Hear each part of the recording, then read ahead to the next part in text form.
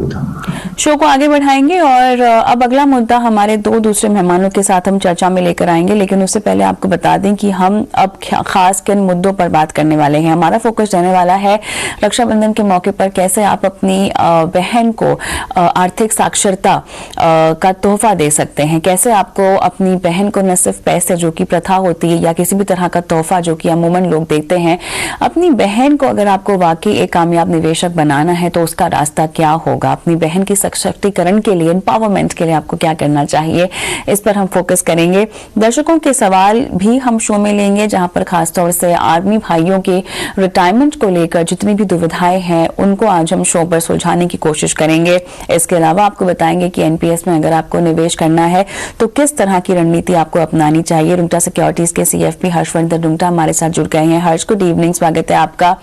रक्षाबंधन का दिन है और ऐसे में अब देखिए पैसे और अलग अलग तरह के तोहफे तो हर कोई देता ही है अपनी बहन को, ठीक है, लेकिन आज हम समझाना चाह रहे हैं लोगों को कि कैसे अपनी बहनों को कामयाब निवेशक बनाए, कैसे वित्तीय साक्षरता जिसकी जरूरत है और कहीं ना कहीं इसकी कमी भी महसूस होती है, इस पर अगर आप ध्यान दें अपनी बहन के लिए तो कैसे उनकी आने वाली जिंदगी, उनका आने वाला समय वो अपने आप अपने बलबूते पर जी सकती है।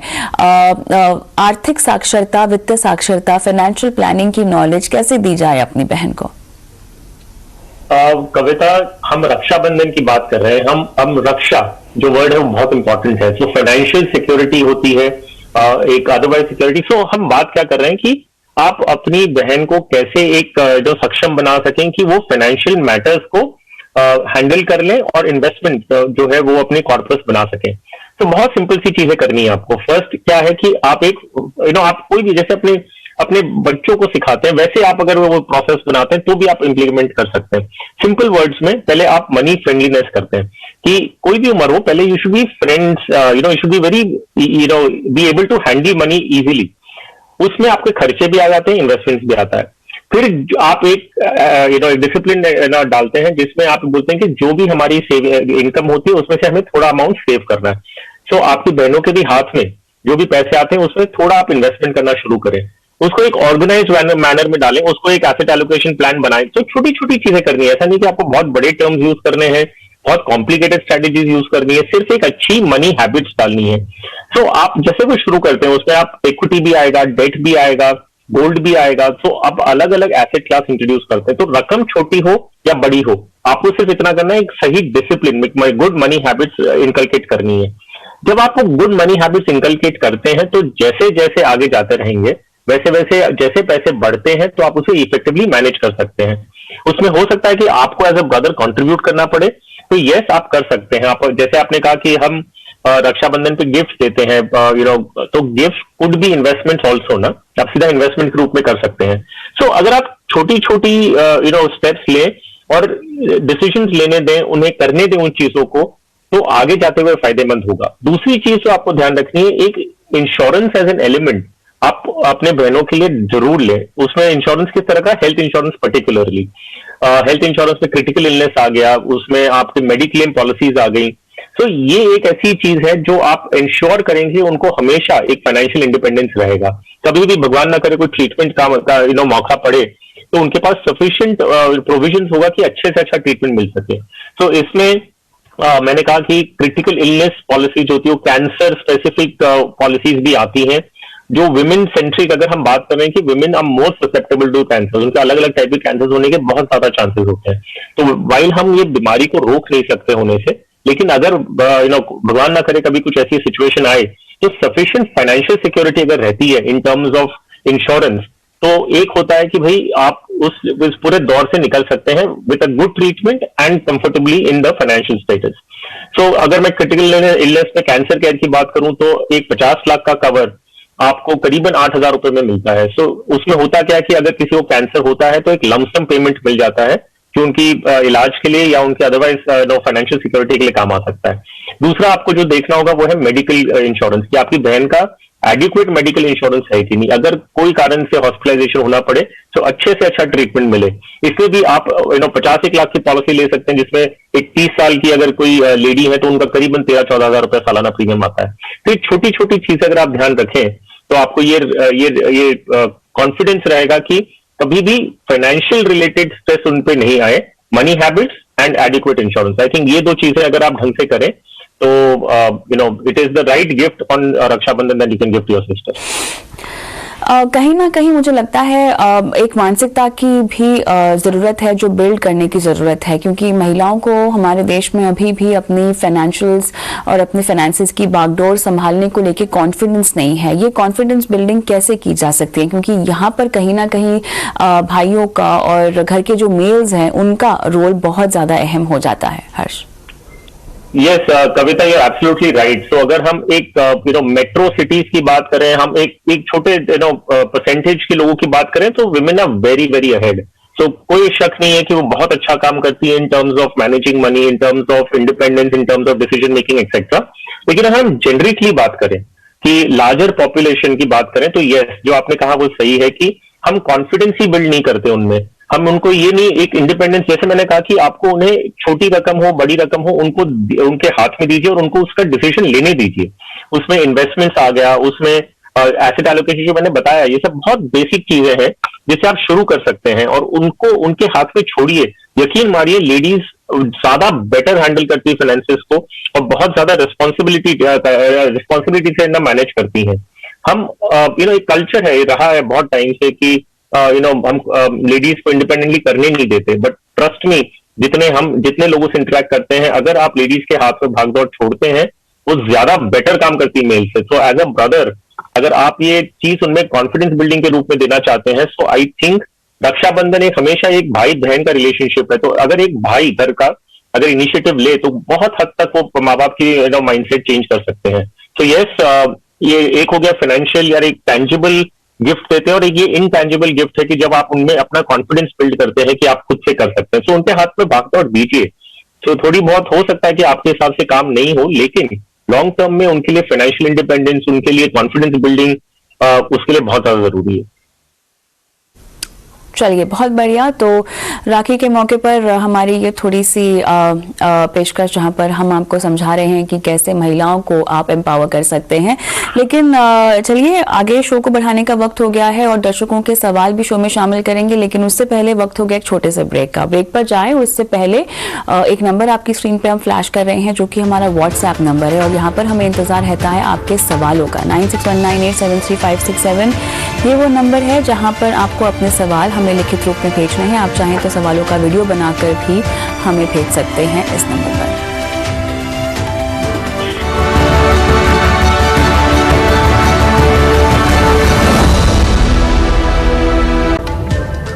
Welcome back. आप देख रहे हैं टी मनी बनू अपना फाइनेंस मिनिस्टर। हमारे साथ आदित्य शाह और हर्षवर्धन रुंगटा भी जुड़ गए हैं। हमारे दर्शक मयंक दवे हमारे साथ फोन लाइन पर हैं। Mayank, good evening. बताइए क्या सवाल है आपका? Good evening Kavita ji. मेरा सवाल ये है कि मेरे 3 मेजर गोल है, 10 ईयर, 15 ईयर्स और 25 ईयर्स है। 10 ईयर्स के लिए 1 crore, 15 years 2 crore for child education and 25 years 5 crore for retirement.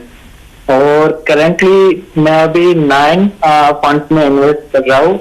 Total monthly investment is 37,000 पर मंथ। और मेरे फंड एलोकेशन है like Mirae asset, emerging, blue chip.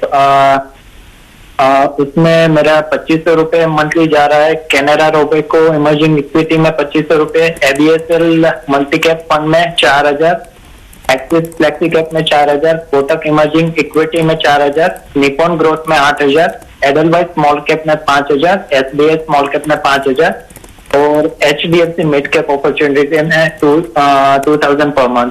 तो मेरा सवाल ये है कि मेरे जो ये गोल्स है तो ये करंट एलोकेशन में वो अचीव हो पाएंगे वो टाइम पीरियड में, या मुझे कुछ इम्प्रूव करना पड़ेगा, या कुछ स्ट्रेटेजीज मुझे चेंज लानी पड़ेगी इसमें?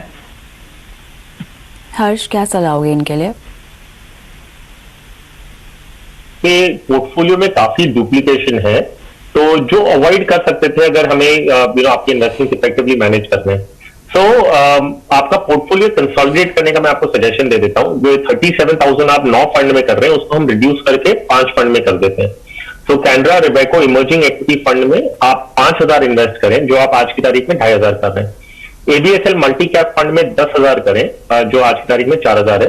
एक्सिस फ्लेक्सी कैप में 10,000, कोटक इमर्जिंग इक्विटी में 5,000 और एसबीआई स्मॉल कैप में 7,000। सो इसमें मयंक हमने क्या किया है कि आपके जो एग्जिस्टिंग पोर्टफोलियो में ही हमने एक कैटेगरी की एक ही स्कीम रखी है, जो आपके 3-4 स्कीम्स पे स्मॉल कैप में जैसे 3 स्कीम्स है आपके पास, तो इतनी जरूरत नहीं है हम उसे थोड़ा कंसोलिडेट करके एक स्कीम में रखें। लेकिन हमने आपके जो पोर्टफोलियो में अग्रेसिवनेस था, जो आपका mid and small cap heavy portfolio है, उसको मेंटेन करने की कोशिश की ताकि आपके जो रिस्क प्रोफाइलिंग के हिसाब से आपको थोड़ा एग्रेसिव पोर्टफोलियो मिल सकता है। आपने एक और सवाल आपने डाला था कि 10 लाख आपके लमसम है इन्वेस्ट करने के लिए, तो आपके गोल्स को अगर मैं देखूं तो बहुत अग्रेसिव गोल्स हैं आपके, तो उस हिसाब से आपको अपना पोर्टफोलियो भी अग्रेसिव बनाना होगा। अगर ये 10 लाख लमसम आपके पास है और आप उतना अग्रेशन अपने पोर्टफोलियो में ले सकते हैं, आप उतना रिस्क ले सकते हैं, कंसिडरिंग कि आपका गोल्स भी बहुत अग्रेसिव है, तो आप लमसम ही इन्वेस्ट करें इसमें।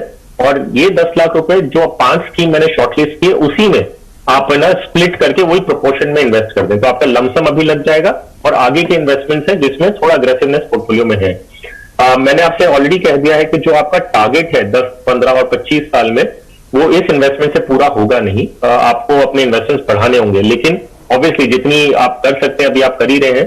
सो आगे जाते हुए जैसे जैसे इनकम बढ़े आप अमाउंट बढ़ाइएगा, स्कीम्स नहीं अमाउंट बढ़ाइएगा उन्हीं 5 स्कीम्स में। सो आई थिंक ये करते हुए आपको एग्रेसिव पोर्टफोलियो मेंटेन कर रहे हैं, मैंने स्कीम्स सेम रखी है, सिर्फ अमाउंट रियलाइन कर दिया है ताकि पोर्टफोलियो छोटा हो जाए। आप मयंक कोई सवाल पूछना चाहते हैं आप हर्ष को? नहीं, बस यही जानना था मुझे कि मुझे ये स्कीम्स में कुछ चेंजेस लाने पड़ेंगे, और ये मेरा प्लानिंग है कि एवरी ईयर है ना 10% इंक्रीज करके इन्वेस्टमेंट में मैं डालता रहूंगा, तो इस हिसाब से मेरा प्लान है। लेकिन या that's it. All the best. Thank you. Bijoy Nandi क्या फोन लाइन पर हमारे साथ हैं? हाँ जी सर पूछिए, क्या सवाल है आपका? तो मेरा उम्र 37 साल है और मैं सेंट्रल गवर्नमेंट में जॉब करती हूँ, और जो एनपीएस का दायरे में आता है, तो गवर्नमेंट के मतलब मेरा एनपीएस में जो कॉन्ट्रीब्यूशन होता है तो 11,000 रुपया पर मंथ कॉन्ट्रीब्यूशन होता है, इंक्लूडिंग गवर्नमेंट कॉन्ट्रीब्यूशन। और मेरा जो इसका तो अभी तक तो टोटल वैल्यूएशन उसका हो गया 15 लाख रुपया। मेरा अभी पीपीएफ में 4,500 पर मंथ चल रहा है, और जिसका वैल्यूएशन अभी है 7 लाख रुपया, और उस पर एक साल मैच्योरिटी का बाकी है, लेकिन हम उसको अप टू मैच्योरिटी तक उसको हम कंटिन्यू करना चाहते हैं। LIC में मेरा 30,000 रुपया पर ईयर पॉलिसी है, और बाकी हमारा जो SIP चल रहा है जो नॉट शायद 800 फंड में है SIP, तो उधर दिया था हमने। SBI ब्लूचिप में 2,000, SBI स्मॉल कैप में 1,000, HDFC हाइब्रिड इक्विटी में 1,500, DSC mid cap 1,000, UTI Nifty 50 index में 1,500, पारस्परिक फ्लेक्सी कैप में 3,000, 3,500, मीडिया एसेट इमर्जिंग ब्लूचिप 2,000, मीडिया एसेट टैक्स 3,000। और इससे पहले हमने आदित्य बिरला टैक्स रिलीफ किया था, वो हम 60,000 करने का हम बंद कर दिया था, और HDFC टॉप 100 12,000 रुपया अभी इन्वेस्टेड है। अभी मेरा पोर्टफोलियो का वैल्यूएशन है 7,80,000 रुपया। तो इस पोर्टफोलियो में हमको 2 करोड़ रुपया चाहिए, क्या संभव होगा क्या? आदित्य क्या सलाह होगी?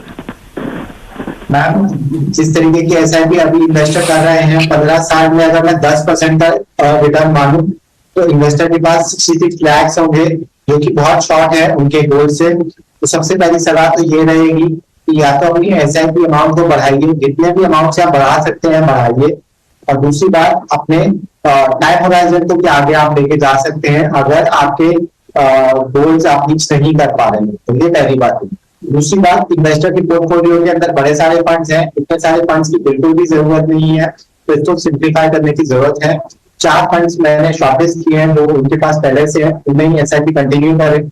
मिराई टैक्स सेवर फंड है, पारस्परिक flexi cap fund, Mirae asset emerging blue chip fund और UTI निफ्टी नेक्स्ट 50 फंड। इसमें अपनी SIP को इक्वली ब्रेक करके SIP करेंगे तो बेटर रहेगा। बहुत सारे फंड्स की बिल्कुल जरूरत नहीं है, बड़े सारे फंड में आपकी ओवरलैप भी है, तो बिल्कुल भी जरूरत नहीं है। इन 4 फंड्स में आप अपनी SIP को स्प्लिट करके करते रहिए। और जितना लंबा टाइम होराइजन लेंगे उतना आप अपने गोल्स को रीच करेंगे। कोई सवाल आपको पूछना है विजय जी आदित्य को? तो हमने जो SBI mutual fund, SBI small cap fund, वो सब फंड हम बंद कर देंगे तो? बिल्कुल, उन सब फंड्स को बंद कीजिए और जो फंड मैंने सजेस्ट किए हैं उनमें आप एसआईपी को कन्वर्ट कीजिए।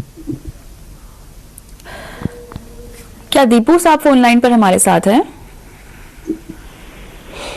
हेलो, आपको मेरी आवाज आ रही है? Yes ma'am. पूछिए। हाँ जी मैम, मैं दीपक भट्ट बोल रहा हूँ। एक्चुअली मैं रिसेंटली रिटायर हुआ हूँ और मैं लमसम मेरे पास 10 लाख का है जो मैं म्यूचुअल फंड में लगाना चाहता हूँ। तो मुझे क्या एक मुश्त लगाना चाहिए या इसको कैसे मुझे इन्वेस्ट करना है, उसके बारे में मेरे को कोई आइडिया नहीं है। हर्ष? हाँ यार दीपू जी, जो रिटायरमेंट का कॉर्पस जब किसी के पास आता है ना, तो ये बहुत जरूरी होता है कि आप उसे बहुत ध्यान से इन्वेस्ट करें, क्योंकि आपकी लाइफ लॉन्ग सेविंग्स है। और आप कोई भी स्कीम या कोई भी किसी से भी कोई स्कीम का नाम या इक्विटी म्यूचुअल फंड में डालना, ऐसा सोच के आप पैसे नहीं लगाते। आपको पोस्ट रिटायरमेंट, आप हो सकता है कि अपने 30s में भी आपने रिटायरमेंट ले, जैसे फौज में होता है कि आप 35 की एज में रिटायरमेंट लेते हैं, तो उसके बाद आप बेशक कहीं और जॉब भी करेंगे, लेकिन जो आपकी कैश फ्लो होती है, जो आपको फौज से जो आपको सैलरी मिल रही थी, हो सकता है उस जब आप अभी एम्प्लॉयमेंट लेंगे तो शायद उतनी नहीं मिले या उससे ज्यादा कम जो भी मिला, आपका कैश फ्लो काफी हद तक चेंज होगा। सो ये जो इन्वेस्टमेंट आप कर रहे हैं, आपको ये भी सोचना होगा कि क्या इस इन्वेस्टमेंट पे आपको कोई रेगुलर रिटर्न चाहिए आपकी डेली रिक्वायरमेंट के पॉइंट ऑफ व्यू से भी। आपने एक और चीज कही थी कि आप आपको आइडिया नहीं है इस इक्विटी म्यूचुअल फंड आप करना चाहते हैं। सो ये ध्यान रखिए, कोई भी एक फाइनेंशियल एडवाइजर अगर आप लेके उनकी सलाह लेके एक डिटेल प्लानिंग करके इन्वेस्ट करेंगे ना, तो ज्यादा बेटर तरीका होगा आपके लिए, क्योंकि आपका जो इन्वेस्टमेंट है सिर्फ करने से खत्म नहीं हो जाती, आपको उसके बाद उसे रेगुलरली मॉनिटर भी करना पड़ेगा और कोई चेंजेस अगर करने तो वो करना पड़ेगा आपको। तो सिर्फ इन्वेस्टमेंट करने से आपका काम खत्म नहीं होगा। सो मेरी सलाह आपके लिए रहेगी कि आप कोई एक क्वालिफाइड फाइनेंशियल एडवाइजर को ढूंढ लें और उनसे सलाह लेके आप इन पैसों को इन्वेस्ट करें। हो सकता है कि आपकी प्रोफाइलिंग, आपसे बातचीत करने के बाद वो ऐसा लगे कि आपको इक्विटी में इन्वेस्ट करना ही नहीं है, ऐसा भी हो सकता है। तो किसी से मिलके, एक प्रोफेशनल से एक सलाह लेके आप इसका एक पोर्टफोलियो बनाएंगे तो आपके लिए बेटर होगा। फिलहाल मैं आपको कोई भी स्कीम का नाम नहीं दे रहा हूं, आपको लमसम, एसटीपी क्या करना चाहिए, एक बार फिलहाल मैं वो डिटेल्स में नहीं जा रहा हूं, क्योंकि ये सारी चीज मैं चाहता हूं कि आप किसी से मिलके समझ के इन्वेस्ट करें, क्योंकि मुझे मालूम है कि फौज में कितनी मेहनत लगती है, आपकी पूरी लाइफ लॉन्ग सेविंग्स है, और इन पैसों से आप थोड़ा अगर समझ के करेंगे, किसी से सलाह लेके और रेगुलर मॉनिटर करने की कोई ऐसी अरेंजमेंट करेंगे तो आपके लिए ज्यादा बेटर होगा। हर्ष, यहाँ पर डिफेंस प्रोफेशनल्स के लिए, क्योंकि आप ऐसी बहुत सारी वर्कशॉप करते हैं जगह जगह डिफेंस ऑफिशियल्स के साथ, तो ये बताएं हमें उनके लिए कोई अलग तरह की फाइनेंशियल प्लानिंग का कोई जरिया होता है? बिकॉज काफ़ी कुछ तो इनका अगर रिटायरमेंट के लिहाज से हम देखें, बच्चों की पढ़ाई लिखाई देखें, हेल्थ सिक्योरिटीज़ देखें, तो इनको काफ़ी कुछ चीज़ें सरकार देती है। इनकी फाइनेंशियल प्लानिंग में क्या अलग होता होगा? कविता, इनफैक्ट अगर हम देखें तो ये जो हम बात कर रहे हैं, दो लेवल के दो लेवल्स हैं फौज में। एक है जब आप कोई ऑफिसर्स रिटायर होते हैं, तो ऑफिसर्स रिटायर हो सकते हैं 54 की उम्र में, अगर वो कर्नल लेवल तक है। अगर ऊपर जाते, ब्रिगेडियर लेवल के ऊपर जाते हैं, तो उनकी रिटायरमेंट 60 तक भी जाती है, विच इज जनरल लेवल पे जाते हैं, लेफ्टिनेंट जनरल वगैरह, मेजर जनरल जाते हैं तो वो 60 तक रिटायर हो सकते हैं। और दूसरा एक रिटायरमेंट होता है जो ये जो जेसीओज ओआर है, वो 35 की उम्र तक भी रिटायर होते हैं। सो इम्पोर्टेंट चीज क्या है? इम्पोर्टेंट चीज ये है कि एक चीज, फौज अगर आपने 20 साल सर्विस में दिए हैं, तो फौज ये इंश्योर करता है कि कोई भी फौजी का घर जो है वो वो खाली पेट नहीं सोएगा। सो पेंशन जो आती है वो सफिशिएंट होती है कि आप अपने day to day living expenses, आपको कभी भी ऐसी दिक्कत नहीं आएगी, उसका कैलकुलेशन अच्छी तरह बनाया गया है। लेकिन हमारी जो जरूरतें होती हैं, बच्चों की पढ़ाई, जो आप अच्छी पढ़ाई किस तरह की देना चाहते हैं, घर कंस्ट्रक्शन वगैरह, ये सारी जो चीजें हैं वो आपकी शायद पेंशन से सफिशिएंट ना हो, तो ये सारी चीजों की बंदोबस्त आपको खुद से करना है। सो मेडिकल, ये ऑफकोर्स उनका ध्यान रखा जाता है, क्योंकि मिलिट्री हॉस्पिटल्स जो है उनमें उनका ट्रीटमेंट लाइफ लॉन्ग फ्री रहता है। सो मेडिकली जरूरत नहीं पड़ सकती, डे टू डे लिविंग के जो बेसिक एक्सपेंसेस है वो मिल जाते हैं। अब जो लमसम आता है, ये लमसम आपको आपका एजीआईएफ का आता है, आपको एपी फंड या डीएसओपी का आता है, लीव एनकैशमेंट होता है। तो ये सारे जो कॉर्पस आपको एक इकट्ठा मिलते हैं at the time of retirement, वो जरूरी होता है कि आप उसे अच्छी तरह डिप्लॉय करें ताकि आपके जो नॉन बेसिक रिक्वायरमेंट्स है वो फुलफिल हो सके। तो नॉन बेसिक रिक्वायरमेंट्स क्या हो गई कि आपको अगर कोई बच्चों की शादी या हायर एजुकेशन के लिए खर्च करने हैं, जो हो सकता है कि अगले कितने 2-3 साल में भी आ जाए, हो सकता है आपकी कोई रिस्पॉन्सिबिलिटी नहीं है, तो आप इक्विटी एक्सपोजर ज्यादा ले सकते हैं क्योंकि आपको पेंशन एक सिक्योर्ड आ रही है। आपने अगर इक्विटी एक्सपोजर लेते हैं तो आप इन्फ्लेशन को लॉन्ग टर्म में बीट कर पाएंगे। तो ये बेसिक रिक्वायरमेंट्स को अगर हम साइड में कर दें तो इनके पास बहुत सारी लिवरेज होती है पैसे को यूज करने के लिए। अगर जेसीओ ओआर्स रिटायर हो रहे हैं तो उनको ये समझना होगा कि इक्विटी को कितना समझते हैं और किस हिसाब से उन्हें हैंड होल्डिंग चाहिए। ऑफिसर्स जब रिटायर होते हैं उनकी बेसिक नॉलेज, उनके एक्यूमेंट बहुत शार्प होते हैं, लेकिन मार्केट से अगर फेमिलियर नहीं है तो उधर भी उनको सपोर्ट या हेल्प या गाइडेंस की जरूरत पड़ती है। सो ओवरऑल स्पीकिंग जो आपका सवाल था कि क्या फर्क है, फर्क इतना है कि सिक्योर्ड पेंशन है, बेसिक मेडिकल फैसिलिटीज उनके लिए लाइफ लॉन्ग अवेलेबल है, तो इनके ऊपर जो भी करना है इनका फंड का वो ग्रोथ प्रोस्पेक्ट से देख सकते हैं और उनकी कोई सोशल रिस्पॉन्सिबिलिटी नहीं है। ऑलराइट, चलिए आगे बढ़ेंगे। और चेतन शर्मा शायद हमारे साथ फोन लाइन पर नहीं है आदित्य, लेकिन इनका सवाल हमारे पास है और इन्होंने कोटक इमर्जिंग इक्विटीज, पीजीआईएम का फ्लेक्सी कैप, कैनरा रेबेको का ब्लू चिप इनके पास है, एसबीआई का बैंकिंग एंड फाइनेंशियल है और साथ ही टाटा डिजिटल इंडिया फंड है। पीपीएफ में ये डाल रहे हैं 60,000 रुपये ईयरली, एनपीएस में ईयरली 50,000 और इनका जो लक्ष्य है वो रिटायरमेंट का है 15 साल के बाद। हालांकि और निवेश जो है वो केवल 3 महीने से ही इन्होंने शुरू किया है, तो ये अपने रिटायरमेंट में कितना पैसा और इकट्ठा करना चाहते हैं उसकी जानकारी हमारे पास नहीं है। बट मौजूदा पोर्टफोलियो में अगर मैं 15 साल के बाद का कोई कॉर्पस समझना चाहूँ इस पोर्टफोलियो से, तो कितना ये जुटा पाएंगे आदित्य? 35,000 रुपए की एसआईपी जो इन्वेस्टर अभी कर रहे हैं वो 15 साल तक करेंगे और मैं 10% नॉमिनल रिटर्न मानूं तो इन्वेस्टर के पास 1.46 करोड़ होंगे। अब इन्वेस्टर ने बताया नहीं है तो उनके गोल्स क्या है, तो मैंने ये अमाउंट बता दिया है। दूसरी बात, इन्वेस्टर ने banking and financial services fund और डिजिटल फंड में इन्वेस्ट किया है। ये सेक्टोरल फंड होते हैं, रिटेल इन्वेस्टर्स को कभी भी सेक्टोरल फंड्स में इन्वेस्ट नहीं करना चाहिए, हमेशा डाइवर्सिफाइड फंड्स में ही इन्वेस्ट कीजिए। तो इन्वेस्टर को सलाह है कि इन फंड में तो बिल्कुल एसआईपी को स्टॉप कर दीजिए। इनके पास बड़े सारे फंड्स हैं, तो मेरे हिसाब से 4 फंड्स के अंदर आप अपने एसआईपी को इक्वली वेट कर सकते हैं। वो फंड्स रहेंगे Parag Parekh flexi cap fund, UTI Nifty next 50 fund, BSP small cap fund और Motilal Nasdaq 100 fund of fund. इन 4 फंड में आप एसआईपी कीजिए और इक्वली वेटेड और सेक्टोरल फंड में से आप निकल जाइए, तो आगे जाके आप अच्छी वेल्थ को क्रिएट कर सकते हैं। चलिए, फोन लाइन पे होते तो थोड़ी और क्लैरिटी हमको मिल जाती। अमूमन जिस तरह से लोग अपने फंड्स का चुनाव करते हैं, बस इसीलिए हम कहते हैं कि आप इन्वेस्टमेंट के लिए फंड्स चुने उससे पहले आपको हमें कॉल करके पूछ लेना चाहिए। अब 3 महीने तो इन्होंने निवेश करके ये शुरू कर दिया है। अब ऐसे में जो आपने इनको फंड्स रेकमेंड किए हैं, मौजूदा फंड्स में से निकला कैसे जाए और जो रेकमेंड किए हैं उनमें कैसे पैसे डाले जाएं? जो सबसे पहले काम आप ये कीजिए कि अपने एग्जिस्टिंग एसआईपी को बंद करके इन फंड्स में एसआईपी शुरू कर दीजिए, पहली बात। दूसरी बात, जैसे कि ये एसआईपी अगले महीने स्टेबलाइज होना शुरू हो जाए तो एक एक करके फंड्स को रिडीम कीजिए और उन्हें भी इन्हीं फंड में इक्वली वेट एसआईपी डालिए। मार्केट में कभी भी लमसम जाने की जरूरत नहीं है। अगर आपको मार्केट की समझ नहीं है तो हमेशा एसआईपी के रूप से चाहिए, चाहे आपके पास 10 रुपए हो या 10 लाख रुपए हो, हमेशा एसआईपी के रूप से चाहिए ताकि आपके पास एवरेज कॉस्ट अगले 5, 6 या 12 महीने के दौरान आ जाए। तो पहले एसआईपी को बदलिए, फिर उसके बाद एग्जिस्टिंग फंड्स को रिडीम कीजिए और फिर उनको भी एसआईपी के रूप के थ्रू नए फंड्स के अंदर ले जाइए। नरेंद्र पंड्या साहब क्या फोन लाइन पर है मेरे साथ? हाँ ऑनलाइन है मैडम। कैसे हैं सर, बताइए क्या सवाल है आपका? हाँ, मेरे दो सवाल है मैडम जी। कि एक वैल्यू एसआईपी क्या होता है, इसके बारे में जरा जानकारी जुटानी है। ठीक है। और दूसरा ये कि banking and financial service sector का फंड जो होता है, आदित्य बिरला और कई निप्पॉन के कई फंड में है banking and financial sector fund, thematic fund, इसमें से विड्रॉ करने का, रिडीम करने का क्या ये सही वक्त है कि और भी अच्छा वक्त आगे आएगा? हम इंतजार करें। ओके, आपकी उम्र क्या होगी सर? मेरी 58 है। चलिए हर्ष बताएं। सो पंड्या जी, अगर हम वैल्यू एसआईपी क्या है, एनीथिंग अदर देन जो रेगुलर एसआईपी क्या है, उसके बारे में थोड़ा सा बता दूं आपको।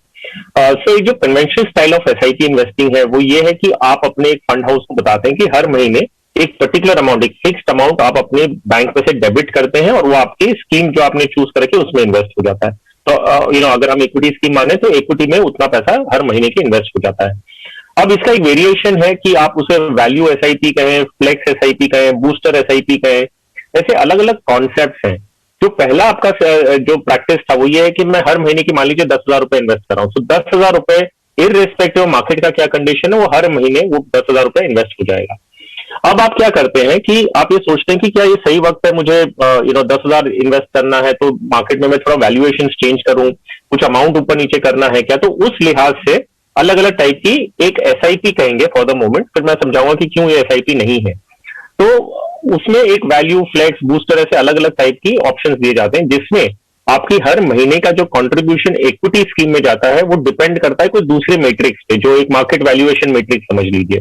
तो उदाहरण के रूप में आपको बताता हूं, आईसीआईसीआई प्रूडेंशियल म्यूचुअल फंड का एक बूस्टर एसआईपी ऑप्शन है। अभी बूस्टर एसआईपी करता क्या है, उन्होंने क्या कर रखे हैं, अंडरलाइंग कोई मैट्रिक्स ले रखे हैं, अंडरलाइंग वैल्यूएशन के मैट्रिक्स ले रखे हैं। प्राइस टू अर्निंग्स हो गया, प्राइस टू बुक हो गया, मार्केट कैप टू जीडीपी हो गया, यील्ड गैप हो गया, ऐसे करके 3-4 उन्होंने पैरामीटर्स लिए हैं और इस पैरामीटर्स के बेसिस पे वो एक इक्विटी वैल्यूएशन इंडेक्स निकालते हैं। अब वो इक्विटी वैल्यूएशन इंडेक्स एक अमाउंट हो गया। अब वो फैक्टर पे वो लेते हैं कि अगर इक्विटी वैल्यूएशन इंडेक्स मान लीजिए इतना है, एक एक्स अमाउंट पे है, तो इक्विटी जो कंट्रीब्यूशन जाएगा वो कितना जाएगा, वो कम भी हो सकता है 10,000 से, और 10,000 से ज्यादा भी हो सकता है, डिपेंडिंग ऑन दिस मैट्रिक्स। तो इस बेसिस पे, वो वैल्यूएशन बेसिस पे ये चीज आपके एसआईपी को फ्लक्चुएट करते हैं। अब प्रैक्टिकली स्पीकिंग अगर हम इसे इम्प्लीमेंटेशन पॉइंट ऑफ व्यू से देखें, तो हर एक आप अपने एक बैंक को मैंडेट दिए हैं कि भाई हर महीने आप इस म्यूचुअल फंड की स्कीम को इतना रुपया दे दें। अब अगर आप 10,000 से उसको एक महीने में 8,000, 3,000 या 12-15,000 करना चाहते हैं, तो ये पॉसिबल नहीं है, क्योंकि आपको अलग अलग मैंडेट देने होंगे अपने बैंक को। तो वैसा हो नहीं सकता है, प्रैक्टिकली इम्पॉसिबल है ये चीज करना कि आप इतने अलग अलग मैंडेट देके रखें। तो इसमें होता क्या है, आईसीआईसीआई क्या करता है, वो आपसे आपके अकाउंट में से डेबिट तो एक फिक्स्ड अमाउंट 10,000 ही करेगा, लेकिन वो हो सकता है आपके डेट फंड में इन्वेस्ट करता है, पहले लिक्विड फंड, ऐसे आपको 3-4 ऑप्शंस देंगे। तो ये पैसा आपके बैंक से डेबिट होकर एक डेट स्कीम में चला जाता है। अब वहां से वो एसटीपी करते हैं, सिस्टमैटिक ट्रांसफर प्लान करते हैं इक्विटी स्कीम में, और ये जो ट्रांसफर है ये उनके कंट्रोल में आ जाता है।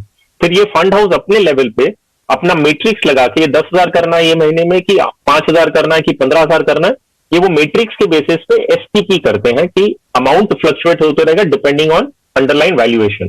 सो एसेंशियली स्पीकिंग ये एक एसटीपी अरेंजमेंट होता है, और उसका फर्क ये है, जहां पहले केस में आप एक लमसम अमाउंट इन्वेस्ट कर रहे हैं, ये दूसरे केस में ये अमाउंट फ्लक्चुएट करेगा डिपेंडिंग ऑन सर्टेन पैरामीटर। तो यही एक सिंपल एक डिफरेंशिएशन है। वैल्यू एसआईपी अलग अलग टाइप की होती है, एक एग्जांपल मैंने दिया। एक दूसरा होता है कि इस महीने आपने 10,000 इन्वेस्ट किया है, अगले महीने आप 10,000 और करेंगे तो टोटल 20,000 होना चाहिए, लेकिन आपका पहला 10,000 इन्वेस्ट किया हुआ मान लीजिए 12,000 हो गया, तो अगले महीने सिर्फ 8,000 ही लेंगे, तो टोटल 20,000 करना है। अगर ये 8,000 हो जाता तो अगले महीने 12,000 इन्वेस्ट होता। तो ऐसे अलग अलग स्ट्रैटेजी है, बट ये मोर और लेस मैं कहूंगा कि एसटीपी स्ट्रैटेजी है रादर देन एसआईपी, क्योंकि बैंक मैंडेट इन्वॉल्व है और अब इतनी सारी अलग अलग अमाउंट के बैंक मैंडेट्स दे नहीं सकते, तो इसी के लिए ये एसटीपी स्कीम है एसेंशियली। अगर मॉरल ऑफ द स्टोरी आप मुझसे पूछेंगे, कन्वेंशनल स्टाइल एक फिक्स्ड अमाउंट एसआईपी के जाता रहे, so that is simpler to operate from a taxation point of view। कोई ज्यादा कॉम्प्लिकेशंस नहीं है, उसमें आप रहे तो ज्यादा बेटर है। हालांकि इंडस्ट्री का काम है अलग अलग चीजें लेके आना, नई नई चीजें इन्वेंट करना। फॉर सम इन्वेस्टर किसी को तो वो पसंद आएगा, ये जिसके काम आएगा, लेकिन आपके और मेरे लिए जो रिटेल इन्वेस्टर्स हैं ज्यादा न्यूसेंस या कॉम्प्लिकेशंस नहीं चाहते हैं, सिंपल एक अमाउंट फिक्स करिए और वही आपकी एसआईपी के रूप में आपके जो टारगेटेड स्कीम है उसी में जाने दीजिए।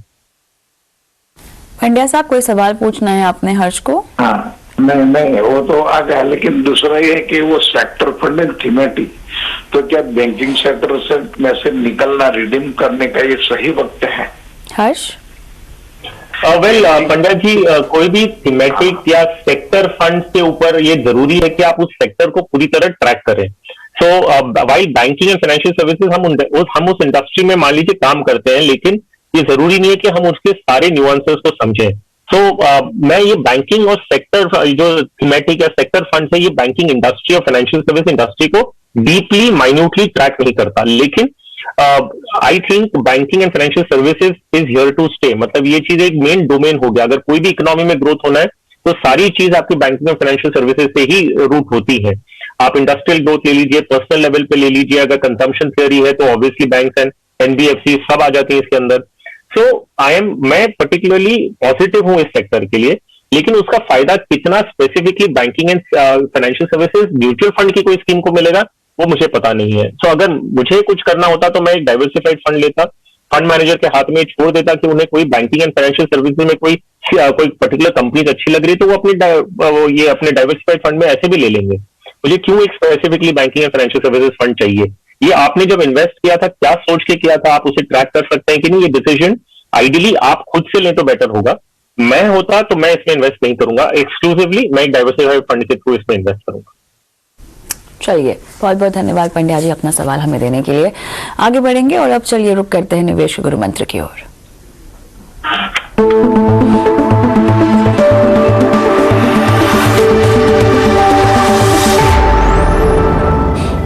आदित्य बताएं आपका गुरु मंत्र क्या है आज का?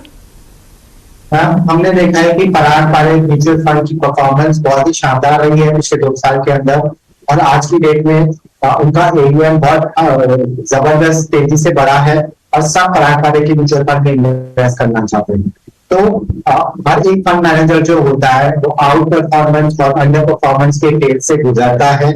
जस्ट क्योंकि अभी वो फंड अच्छा कर रहा है आप उसमें इन्वेस्ट कर दे, और जब 2 साल बाद अगर वो फंड अच्छा परफॉर्म ना करे तो उसमें से बाहर निकल जाए, ऐसा बिल्कुल मत कीजिए। आप एक अच्छे फंड मैनेजर को चूज कीजिए और उसके साथ मिनिमम 10 साल की एसआईपी कीजिए। अगर आप ऐसा करते हैं तभी आपको कंपाउंडिंग का इफेक्ट मिलेगा।